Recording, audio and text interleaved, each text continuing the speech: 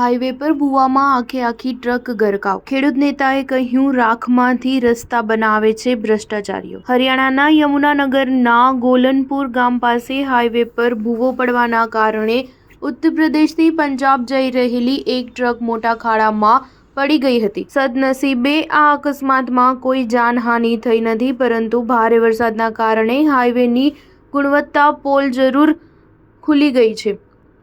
આ ઘટના અંગે હાઈવે અધિકારીઓએ કહ્યું હતું કે રોડની નીચેથી માટી ખસી જવાના કારણે હાઈવેના મોટા હિસ્સામાં ભૂવો પડી ગયો હતો। આ ઘટના બાદ ટ્રાફિકને ડાયવર્ટ કરવામાં આવ્યો છે, તેમજ સદભાગ્યથી કાવડ યાત્રા દરમિયાન કોઈ કાવડિયાને કોઈ જ નુકસાન થયું નથી। આ અકસ્માત બાબતે ખેડૂત નેતા મનદીપ રોડ છપ્પરે કહ્યું હતું કે હાઈવેના નિર્માણમાં ભ્રષ્ટાચાર થયો છે। માટીના બદલે રાખનો ઉપયોગ કરીને રોડ બનાવે છે, જેના કારણે રસ્તાઓ નબળા બની રહ્યા છે અને અકસ્માત થઈ રહ્યા છે। ખેડૂત નેતાએ યમુનાનગર પોટા સાહિબ હાઈવેનો ખાસ ઉલ્લેખ કરતા કહ્યું હતું કે ત્યાં પણ હાઈવે નિર્માણમાં રાખનો ઉપયોગ કરવામાં આવે છે। તેમણે આ અંગે ઊંડાણપૂર્વક તપાસ કરી યોગ્ય કાર્યવાહી કરવા માંગ કરી છે। સ્ટાર ન્યૂઝ 7 હંમેશા સચ્ચાઈની સાથે।